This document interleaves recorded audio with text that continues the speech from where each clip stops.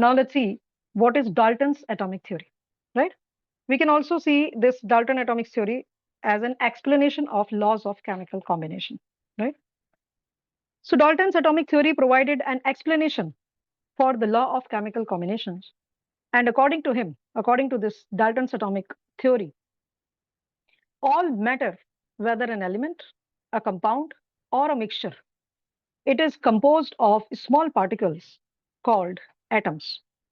Okay, so what Dalton say? What Dalton's atomic theory states that all matter, whether it is an element or a compound or a mixture, it is always composed of small particles which are called atoms.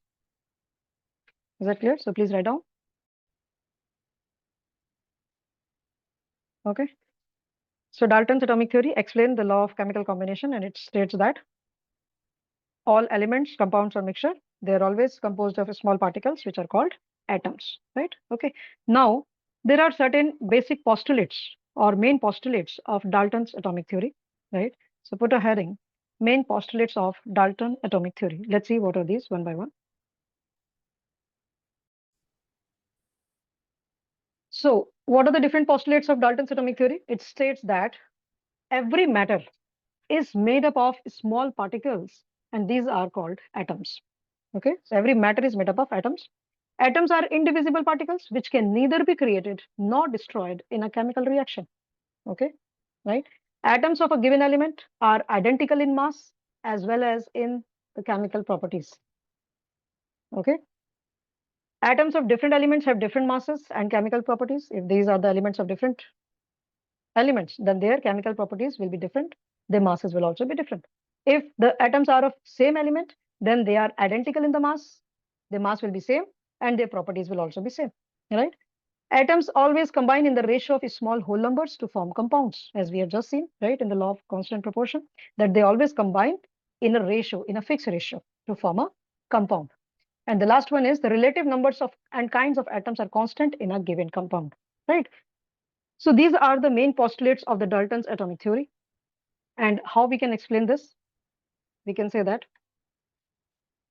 according to Dalton's atomic theory, matter is made up of atoms, means atoms can neither be created nor destroyed, means matter can neither be, or you can say atom is the smallest particle that takes part in the chemical reaction. Okay, chemical reaction involves only rearrangement of atoms. That means total number and the kind of atoms remains same, right? Which is the sixth one, right? Okay. Since atoms cannot be created nor destroyed, they will always have definite mass, right? And that's the reason the total mass remains unchanged during the chemical reaction, right? And if we talk about the law of constant proportion, then since the number and kind of atoms in a compound is fixed, right? Number of kind of atoms is fixed. This means that compound is always made up of same elements. Is that clear? Or as the number of atoms of different element in the compound is fixed, this means that the ratio of the atom in the compound will also be fixed. Okay. As the atoms have fixed masses, this means that in the compound, the elements are combined in the fixed ratio by mass, right? So in this way, we can combine both the results and we can say that we have this Dalton's atomic theory explained the law of conservation of mass and law of constant proportion, right? But there are certain limitations, or you can say drawbacks of Dalton's atomic theory, right? Dalton's atomic theory was not only able to explain the law of conservation of mass and law of constant proportion, but it also predicted another laws like law of multiple proportion. Okay, that you will study in your higher classes, right? But it suffered some drawbacks. So what are the major drawbacks of Dalton's atomic theory? Or you can say limitations of Dalton's atomic theory. So just put a heading now. So in this, the very first drawback of Dalton's atomic theory is that atom is no longer considered as the smallest indivisible particle. What does it mean? This is because recent studies have shown that atom is made up of still smaller particles, which are called electrons, protons, and neutrons, which we are going to discuss in the next chapter, right? So atom is no longer considered as the smallest indivisible particle, right? It can be divisible, right? And these are the parts of atoms, right? Electrons, protons, and neutrons. Now, the second limitation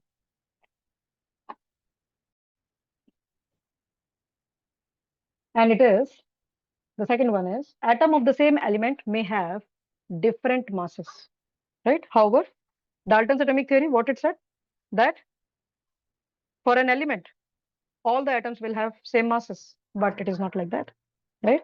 Some element may also have different masses. Means, for example, there are two types of atoms of chlorine. Chlorine have two types of elements, two types of atoms having masses 35 and masses 37. Okay, means their mass number is different. And such atoms of the same element with different mass numbers are called isotopes. So isotopes, because of the presence of isotopes, this Dalton's atomic theory failed at this point. Are you getting that? Okay. Now the third one is,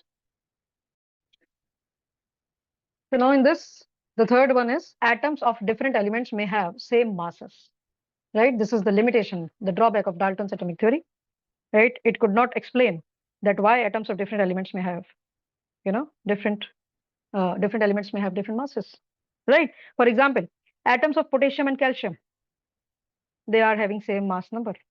And such atoms of different elements with same mass number are known as isobars, right? Okay.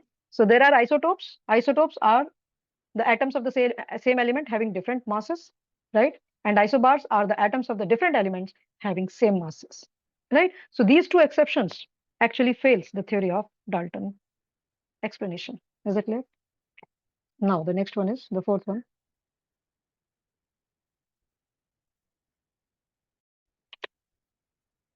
So substances made up of same kind of atoms may have different properties. But what Dalton atomic theory says, that substances made up of same kind of atoms will have same properties, right? But it is not so every time. They may have different properties. So there are the exceptions. For example, charcoal, graphite, diamond are all made up of carbon atoms, but all of them have different physical properties. All are the forms of carbon. Charcoal, graphite, and diamond. These are all forms of carbon, but all of them have different physical property. So this is also a limitation of Dalton's atomic theory. So fifth is the ratio in which the different atoms combine to form compound may be fixed and integral, but may not be simple, right? So what was the Dalton atomic theory postulate? That the relative numbers and kinds of atoms are constant in a given compound and they are simple, right? Yes or no? But here it may not be simple. For example, C12H12O11, C12H22O11, right? It contains carbon, hydrogen, and oxygen. This is the sugar molecule. This is the sugar molecule. So this contains carbon, hydrogen, oxygen in the ratio 12:22:11, which is integral. It cannot say like this is simple, right? So this also violate it's his own postulate, right? Okay. And the last one is sixth one. Atom is no longer considered as indestructible. Indestructible means he said that it cannot be destroyed. It is indestructible, right? But it is no longer considered an indestructible. Why? And the basis of atomic bomb, right, is the destruction of atom to produce huge amount of energy, right? So bombs are made up of like where atoms are destructed, right? It is there is a destruction of atom and which gives a huge amount of energy which can destroy the whole city in a few seconds. Okay, so these are the limitations or the drawbacks of Dalton's atomic theory, which he could not explain these things, these exceptions. Okay, and the modification, right, are called the postulates of modern atomic theory. Okay, so these were explained by modern atomic theory.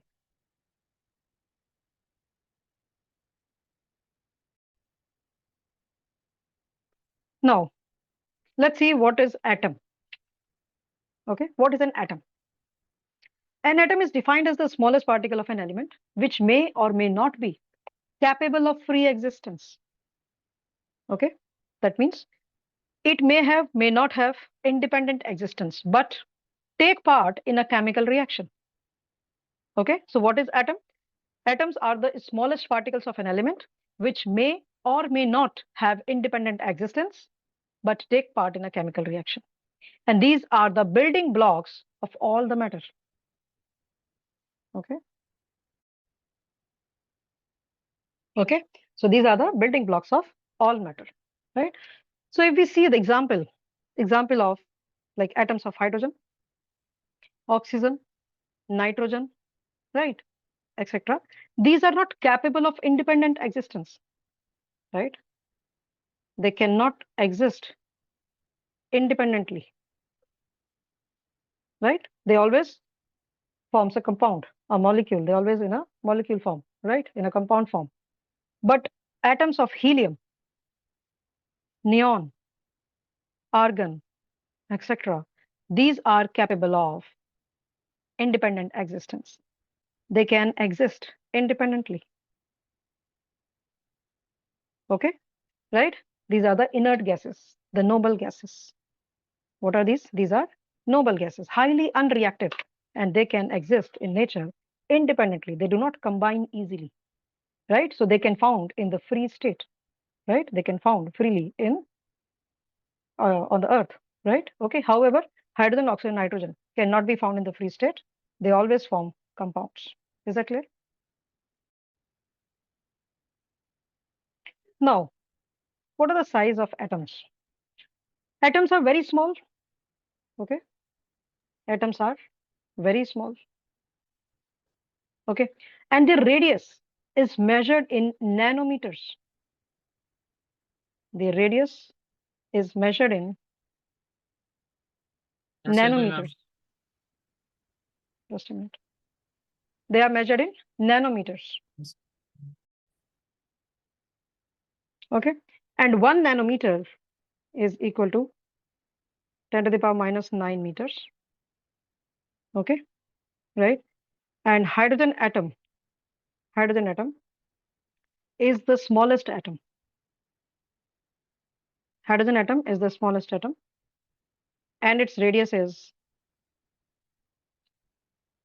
0.1 nanometer. Okay. So what is the radius of hydrogen atom? It is 0.1 nanometer, means 0.1 into 10 to the power minus 9 meters. So size of the atom is very, very, very small. And we measure the radius of the atom in nanometers. Is it clear? Right? So we cannot see them with our naked eyes, right?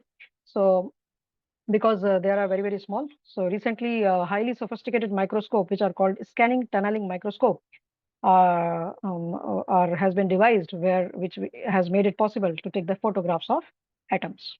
Okay, so magnified images of the surfaces of the elements are obtained, in which individual atoms can be seen. Okay, however, they are having very, very small size. Is that clear?